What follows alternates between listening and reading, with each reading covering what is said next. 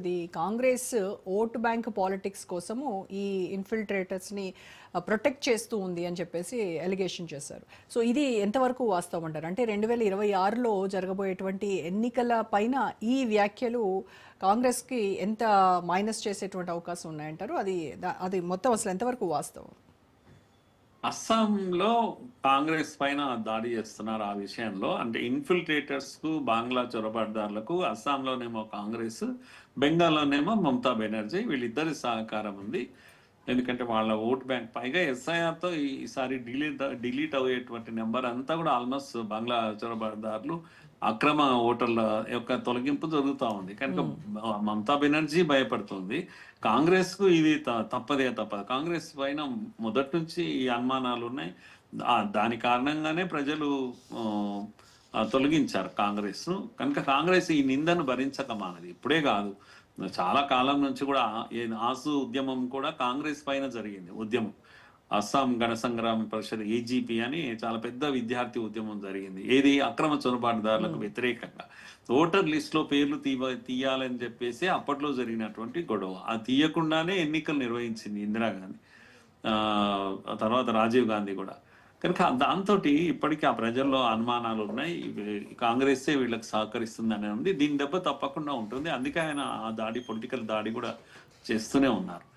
ఇక్కడ బంగ్లాదేశ్ లోనేమో బెంగాల్లోనేమో మమతా బెనర్జీ పైన అదొక్కటే చేయలేదు ఆరోపణలు. అసలు ఈ ప్రభుత్వమే ఇంకా చాలు 15 ఏళ్ళు పరిపాలించింది, ఇప్పటికే ఎన్నో అవినీతి అక్రమాలతో కూరుకుపోయింది ప్రభుత్వం అని చెప్పేసి అన్ని వరుస పెట్టి ఏమంటాం దాన్ని హిందీలో గొటాలా అంటారు కదా, కుంభకోణాల లిస్ట్ చదివారు.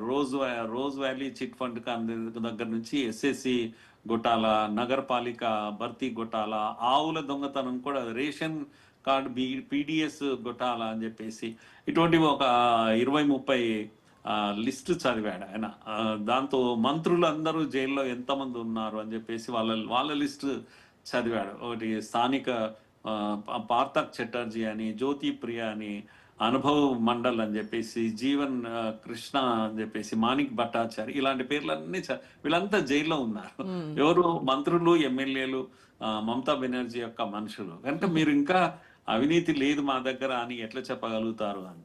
అలాగే మహిళా సురక్ష విషయంలో అక్కడ మనం కూడా విన్నాము.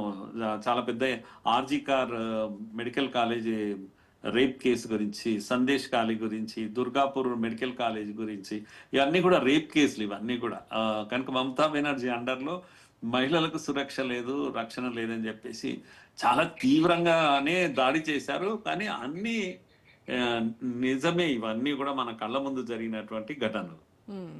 సార్, ఇప్పుడు అస్సోం ఎన్నికలకు ముందు ఒక 2 అంశాలని హైలైట్ చేస్తూ ఉంది. ఒకటి లవ్ జిహాద్, ఇంకొకటి ల్యాండ్ జిహాద్. ఇవి ఎంతవరకు ఈ నారేటివ్స్ అనేవి బీజేపీని ఎంతవరకు ఫిట్ చేస్తాయని అంటారు? అంటే ఇదేమో దేశమంతా ఉన్నటువంటి సమస్యలు ఇవి. లవ్ జిహాద్ అనేది బార్డర్స్, ఎక్కడెక్కడ బార్డర్స్ ఉన్నావో అక్కడ ఈ యొక్క డెమోగ్రఫీ చేంజెస్ జరుగుతూ ఉన్నాయి. ఈ మధ్య ముఖ్యంగా కేరళలో ఇది స్టార్ట్ అయింది. యాక్చువల్గా పిఎఫ్ఐని బ్యాన్ కూడా చేశారు. పిఎఫ్ఐకి అనేక ఐఎస్ఐకి ఉన్న సంబంధాల కారణంగా ఈ యాక్టివిటీస్ పెరిగాయి. చాలా పగడ్బందీగా లవ్ ట్రాప్ చేయడము, ముఖ్యంగా హిందూ అమ్మాయిలను. దాని కొరకు ఒక రేట్ కూడా పెట్టారు. అగ్రవర్ణ అమ్మాయిలు అయితే ఇంత రేట్ అని, బ్రాహ్మణ లేడీ అయితే ఇంత అని చెప్పేసి, బీసీ ఉమెన్ అయితే ఇంత అని, ఇలాంటి రేట్స్ కూడా పెట్టారు. అబ్బాయిలకు, యంగ్ బాయ్స్కు బైక్లు ఇవ్వడము, రకరకాల గిఫ్ట్లు ఇవ్వడము, గాగుల్స్ ఇవ్వడము, గోల్డ్ చైన్స్ ఇవ్వడము, ఇలాంటివన్నీ ఇచ్చి అట్రాక్ట్ చేసుకోవాలి. ఆ అమ్మాయిని ప్రేమించాలి, పెళ్లి చేసుకోవాలి. తర్వాత 1-2 సంతానం అయిన తర్వాత వదిలేయాలంటే వాళ్ళ ఇష్టమైన పెళ్లిళ్ళు 2-3 చేసుకుంటారు. కనుక ఇలాంటి కేసెస్ చాలా, కేరళ ఫైల్స్ అని, ఆ ఫైల్స్ ఇవన్నీ ఏవైతే నిజం దేశంలో జరిగినటువంటి విషయాలు. ఇవన్నీ కూడా అస్సాంలో ఇంకా ఎక్కువ జరుగుతాయి, బెంగాల్లో జరుగుతాయి బాగా. సో ఇవన్నిటి మీద ప్రభుత్వం ఇప్పుడు బాగా దృష్టి పెట్టింది. చట్టాలు కూడా వస్తున్నాయి ఆయా రాష్ట్రాల్లో వీటిని నిరోధించాలని. లవ్ జిహాద్ అనే పదం లేకపోయినా ఈవెన్ డీజీపీ కూడా ఒక రిపోర్ట్ ఇచ్చారు కేరళలో ఇవి జరుగుతున్నట్లుగా. హైకోర్టు అడిగితే ఇచ్చినటువంటి రిపోర్ట్ ఇది. కనుక ఆధారాలతో ప్రూవ్ అవుతున్నటువంటి విషయం. అలాగే ల్యాండ్ జిహాద్ అనేది మనము వక్ఫ్ చట్టం రావడమే దాని కొరకు సగం. ఆ విధంగా ల్యాండ్ ప్రొక్యూర్మెంట్ అక్రమంగా ఇంతకుముందు చెప్పిన 1,00,000 బిఘాల ల్యాండ్ ఏదైతే ఉందో అస్సాంలో, ఇవన్నీ కూడా అక్రమంగా ల్యాండ్స్ ఆక్రమించుకోవడం చాలా జరిగాయి. ముఖ్యంగా అస్సాంలో బ్రహ్మపుత్ర లోయలో వస్తారమ్మా వీళ్ళంతా, పడవలు కట్టుకొని వస్తారు. నీళ్లు తక్కువగా ఉన్నప్పుడు వచ్చేసి బార్డర్స్ లో దిగేసి అక్కడ ల్యాండ్ కబ్జా పెడుతుంటారు, అక్కడే ఉండిపోతారు. లేదంటే అసలు బ్రహ్మపుత్ర మధ్యలో ఐలాండ్స్ ఉంటాయి, అక్కడ పంటలు పండించుకుంటారు, ధాన్యాన్ని తీసుకొని తిరిగి రిటర్న్ వెళ్ళిపోతారు. కొందరు అక్కడే ఉండిపోతారు. ఇది కొన్ని ఏళ్లుగా జరుగుతున్న 50 ఏళ్లుగా జరుగుతున్నటువంటి విషయం. కనుక ఒకప్పుడు నేను 90s లోనే వెళ్ళి అక్కడ బార్డర్స్ చూసే అవకాశం లభించింది. ఎందుకంటే ప్రొటెక్టెడ్ బార్డర్స్ కాదు ఇది, బంగ్లాదేశ్ ఆ విధంగా వచ్చేవాళ్ళు. ఇప్పుడు ఇవన్నిటిని టైట్ చేస్తూ పోయారు. బాగా తగ్గింది, రావడం అయితే తగ్గింది. కానీ ఇప్పుడు డిటెక్ట్ డిపోర్ట్ అనేటువంటి పద్ధతిలో, అంటే డిటెక్ట్ చేస్తున్నారు ఎక్కడెక్కడ ఉన్నారు వీళ్ళు. బెంగాలీస్ అక్రమంగా వచ్చారు, రోహింగ్యాలు అక్రమంగా వచ్చారు, వాళ్ళను ఇప్పుడు హైదరాబాద్ లో కూడా డిటెక్ట్ చేయడం మొదలు పెట్టారు. డిటెక్ట్ చేశాక మెల్లగా డిపోర్ట్ చేయడం అనేది స్టార్ట్ చేస్తారు.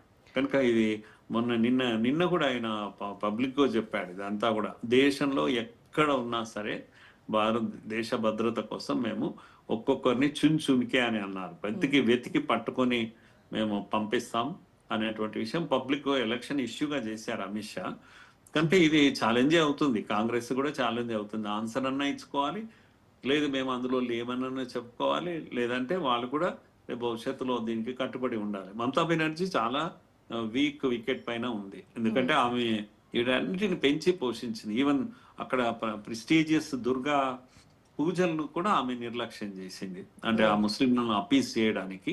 కనుక హిందువులందరూ కూడా ఈసారి ఫస్ట్ టైం కంప్లీట్ గా అసంతృప్తితో ఉన్నారు. 100% నేను అనుకుంటా ఆమెకు వ్యతిరేకంగా ఓటేసే అవకాశం ఉంది. ఆమె ఇప్పుడు ఈ మధ్య కాలంలో హిందువులను కూడా ప్లీజ్ చేసే ప్రయత్నం చేస్తుంది. అతిపెద్ద దుర్గా స్టాచ్యూను ఒకటి కట్టించాలని ఏదో ప్లాన్ చేస్తుంది. రకరకాల ప్రయత్నాలు ఇప్పుడు మొదలు సాఫ్ట్ హిందుత్వ అనేది పొలిటికల్ గా స్టార్ట్ చేసింది. కానీ ఇప్పుడు నమ్మేటువంటి పరిస్థితి లేదమ్మా ఇది. సరే, ఈ బార్డర్స్